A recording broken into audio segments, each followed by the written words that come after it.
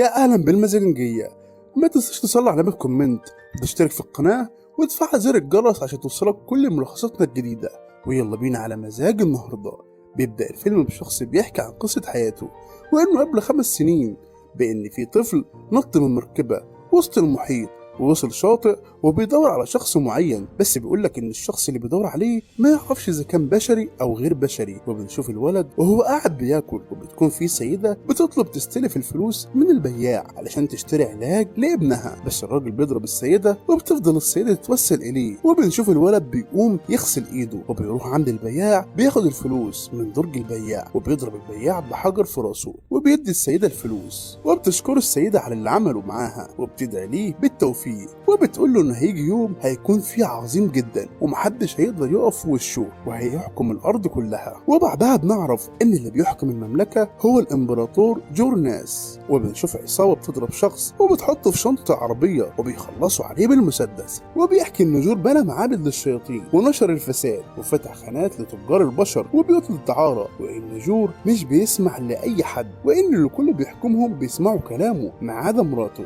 هو اللي بيسمع كلامها وبيحترمها وهي كل حاجة في حياته، واسمها أمر ناس، وإنها قدرت تقنعه إنه يتخلص من أخوه رغم إنه عارف إنها بتكذب عليه، بس مش بيقدر يرفض لها طلب. ولما عرفت إنه بيروح يسمع بنت بتغني في الحانة خليته يحرق الحانة بالبنت والناس اللي فيها. وبنرجع للولد اللي بيتذكر كل حاجة حصلت معاه وبعدها بيفوق. وبعدها بنشوف الولد وهو ماسك سكينة وبيروح يدافع عن جور، وبيوقف في وش شخص كان عايز يقتل جور، وبعدها بيعجب جور بشجاعة الولد وبيقرر ياخده معاه وبيخليه واحد من رجالته وبيعتني بيه، وبيكون اسمه المساعد بتاعه سامي. وبنعرف بعدها ان الشخص اللي بيحكي عن حياة الطفل هو سامي اللي ربى الولد واعتنى بيه. وبعد 5 سنوات وقدر الولد يتقرب من جور، وبيحكي ان كان في شاحنة كبيرة من الادوية جاية من نيجيريا، وكان في ناس كتيرة عايزة تاخد كل شحنة الادوية دي، بس جور بيكون ابنه عايز يروح يستولى على الشحنة، لكن جور بيرفض الكلام ده لان ابنه معروف عنه بيشرب كتير وكمان ضعيف الشخصية. كل اللي بيعمله انه بيتحامى في اسم ابوه، وبيطلب جور من سامي انه يجيب له الولد اللي بيربيه بعد ما كبر. وبنشوف عصابة تانية بتقرر انها تقتل جور. اليوم ده بيكون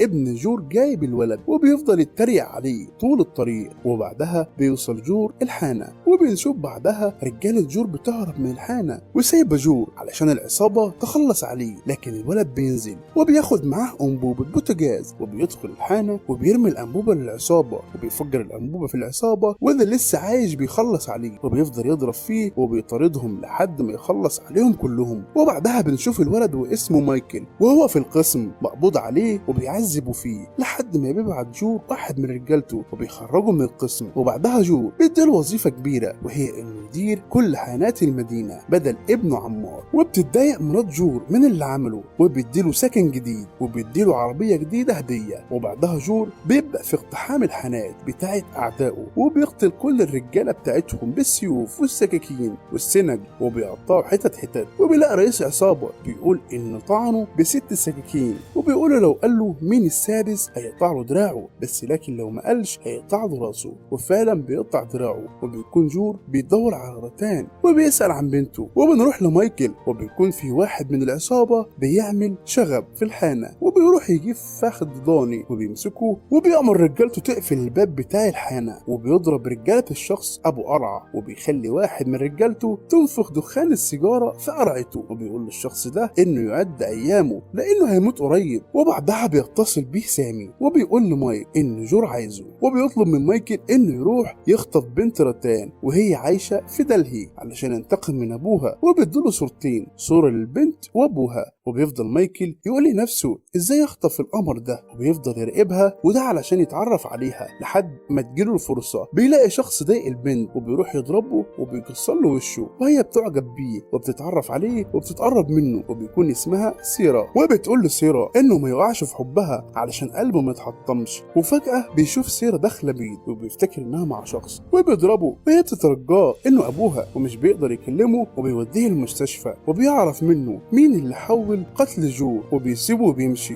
واحد من اللي بيراقبوه مايكل بيبلغ جور انه ما قتلش الشخص اللي بيدور عليه. وبالليل بيكون ماشي بالعربيه بتاعته وبيكون في عربيه فيها شباب بتضايقه وبياخدهم تحت الكوبري وبيضربهم وبيولع في عربيتهم. وبعد ايام بيروح مايكل يقابل سيرا وبيكون حاسس انه مفتقدها وهي كمان بتكون عندها نفس الشعور. وفي يوم وهو نايم جنبها بيلاقي رجاله كتيره في الاوضه وبيصحى وبيضرب فيهم وبيطيرهم، بس بيكون عددهم كبير جدا لدرجه انهم بيخطفوها وهو لسه بيخلص عليهم، وفي الاخر بيضربوه وبيقع على الارض. وبعد يومين بياخدوه في الصحراء وهم مغمى عليهم وهم في شوال رز، وبيكون اللي عمل كده هو الشخص الاقرع اللي كان في الحانه وضربه. وبيسالوا عن سيرة بس الاقرع بيقول له قبل ما تشوفها لازم تشوف شخص مهم، وبيكون ابوها. وبيكون عارف مايكل منه ان اللي عمل كده في جور هو عمار ابنه وحاول قتله. وبيظهر عمار وفعلا بيجيبوا له سيرة وبيكون عذبوها وبيخلوها تخدعه وتحبه وبيخليها تقتله برصاصة غصب عنها في صدره، وبياخد المسدس منها وبيقتل ابوها. وبعدها بيخلي عمار الرجاله بتوعه يرموه من فوق المنحدر في الميه، ولما بيرجع عمار بيضربوا ابوه علشان يتصرف بدون اذنه. وبعدها بيفوق مايكل وبيكون حي وبيروح عند اول واحد وهو الاقرع وبيسال عن سيرة وبتكون موجوده وبتطلب منه يسامحها. وبيجي عمار وبتقول له سيرة يقتل الكلب ده، وفعلا بيقوم زي الثور وبيضربه وبيضرب كل الرجاله بتوعه وبيخلص عليهم كلهم. والاقرع بيخطف سيرة وبيكون عمار عينيه اتفقعت وبيروح علشان يقتله وما بيرضاش يهرب مع الاقرع. ومايكل بيقتل عمار ابن الزعيم جور، وبعدها بيتصل بجور وبيقول له انه مايكل قتل عمار ابنه، وبيقول لمراته ان ابننا مات. وبيروح جور ومراته وبتكون معاه رجاله كتير بيلاقي معلق جثه ابنه بالسلسله، وبيقول جور ان اللي هيقتل مايكل هيورث مملكتي، لكن وريثه مات. وفي نفس الوقت مراته بتحاول تنتحر لما بتشوف موت ابنها عمار. وبيكون مايكل بيخلص على رجاله جور واحد ورا التاني وبينتشر الرعب في رجاله جور، وبيروح يخلص على رجاله الاقرع وبينقذ سيرة ومش بيتبقى غير الاقرع لوحده بعد ما خلص على رجالته. وبيضرب الاقرع لحد ما بيخلص عليه وبياخد سيرة وبيمشي. وبتاخده سيرة عند شخص عايش في مزرعه هو ومراته، ولما بتهجم عليه العصابه بيضربهم الشخص ده لوحده دون ما يتدخل مايكل. حتى مراته هي كمان طلعت زيه واعره. وبنعرف ان الشخص ده كان ضابط شرطه والعصابه قتلته وبعتت له رجاله كعينه منه. وبالليل بنشوف انفجار عربيه عند بيت جور، وبيكون مايكل جاي علشان يخلص على جور وبيقتل فيهم بالمسدس وبيصطادهم وبيدخل البيت بتاعه وبيقتلوا مراته. وبعدها بنعرف ان مايكل غلط مع امه وحملت منه طفل، وكان الطفل ده هو مايكل. وبتكون الست دي هي المغنيه اللي كانت على علاقه بيها، ومراته خلته يحرق الحانه ويحرقها. وبيعرف ان مراته هي اللي حرقت الحانه وهددت جوزها، وبيكون اللي ساعدها هو الشخص اللي كان ضابط شرطه. وبعدها مايكل بيخلص على ابوه وبيعيش مايكل مع سيرة وبيكونوا في امان وبيكون امبراطوريه جديده. وبكده يكون انتهى فيلمنا النهارده. كتب ومنتج منتصر كمال الدين، اعداد تقديم عمر عبد العزيز. سلام.